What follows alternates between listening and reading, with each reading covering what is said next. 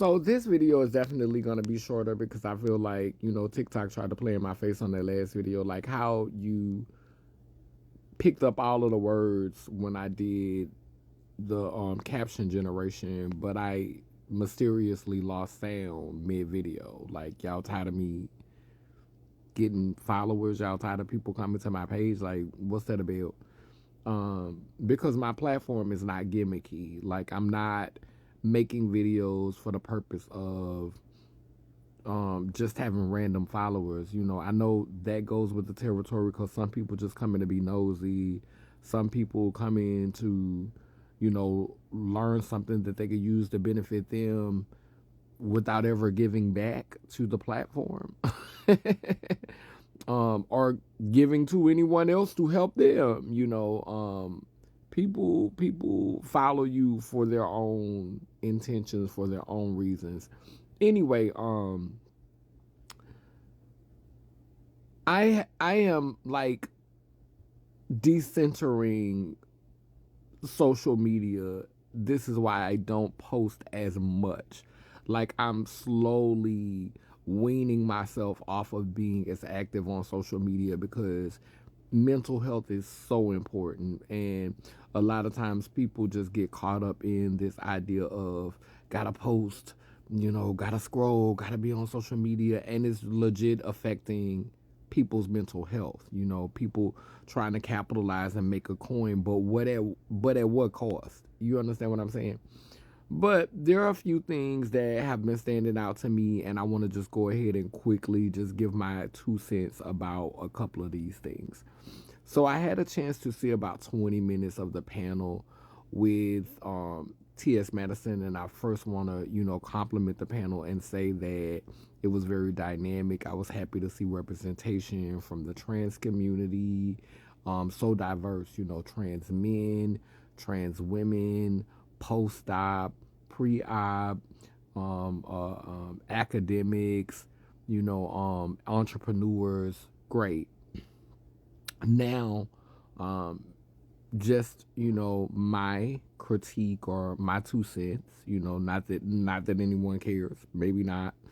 But I would just love to see a panel discussion where we were not trying to always center those who assimilate into the system, into this system that is so oppressive. Like people who are radicals and actually rebel against the system. Because I swear, y'all have done such a good job at assimilating that y'all have literally assimilated us right up out of our rights.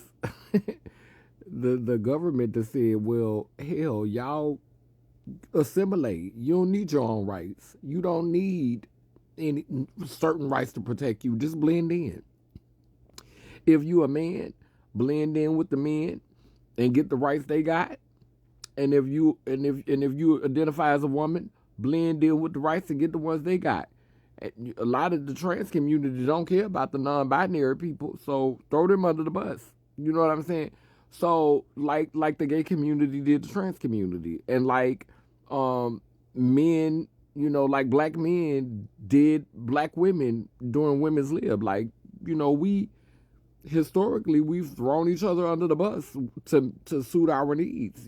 So hey, let's keep the tradition going. Anyway, I just wish that we would open up panel discussions to populations that are most impacted by what's going on in society, like people who get food stamps, people who get SSI, people who are navigating substance abuse, people who can't afford to transition because they're unhoused, or people who don't want to transition physically but are transitioning mentally, people who are dealing with mental health issues, people who are dealing with depression.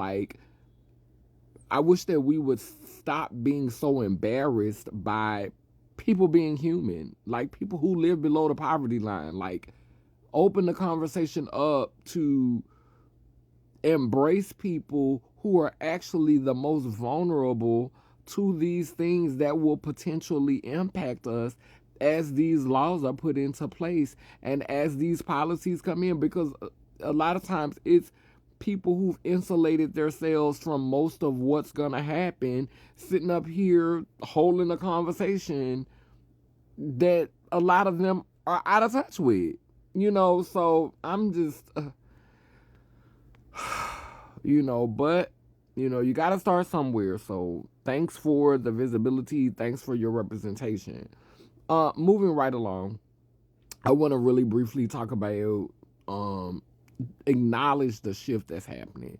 Like a lot of trans men are building platforms, mega platforms. A lot of them are popping up on my For You page, comfortably talking about bottom surgery, comfortably talking about all of the procedures that they're going through, and really, really have a strong audience. And so trans women are not hogging the stage anymore. They're not at the center of the conversation anymore. And so we can go ahead and debunk that narrative and move away from that narrative. And my prayer for these trans men, this new generation, because a lot of this new generation, they ain't about that stealth life. Like they're not here for the stealth. Like they're not doing it. And so my prayer is that, that they understand that just because you're having these procedures, and to a certain degree we need the matrix, we can still decolonize our minds. Like it's about wholeness, it's about balance, it's about moderation.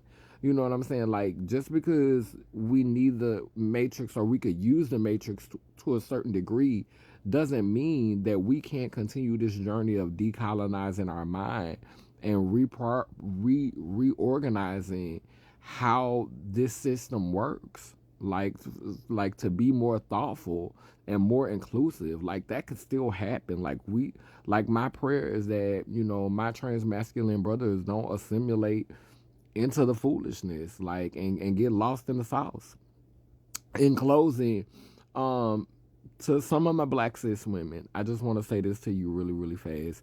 Like to those of you out here using the Christian religion to have a witch hunt on the trans community and make it look like, in the gay community, and make it look like we out here turning men gay because they are embracing their feminine side and they're being more open and openly expressing feminine behavior. Like that's wild. Like on one end, y'all calling yourselves the creators of life, y'all calling yourselves the blueprint, and y'all are acknowledging the power that comes from being a woman. But then when a male child resonates with that power and channels that power and reflects that power or mirrors that power, y'all act like it's shameful. Like y'all act like, I'm confused. Like, are you powerful? Are you the blueprint? And so because he doesn't have a vagina and can't bring a baby here for the plantation, the male child is not allowed to resonate with femininity, to express feminine behavior. If the male child does that, they are weaker. They're now weaker. But when you just naturally reside in that and live in that, you're powerful because you can get pregnant because you have a cycle. I'm not understanding. I'm like, y'all not, it's not making sense for me. It's giving you losing your workhorse. It's giving who gonna tote my groceries for me. It's giving who gonna pay these bills. It's giving who gonna go fight these wars for me. It's giving that. So I just like, can these males experience joy and show feminine? Like being feminine doesn't mean you're a coward. It doesn't mean that you're not going to defend, provide, and protect. It just means that you're gonna be a little bit more whole while you're doing it. Is that all right with you? I'm just curious. Anyway, I love y'all. Laylim Layler Nation, Purple Ones, rise.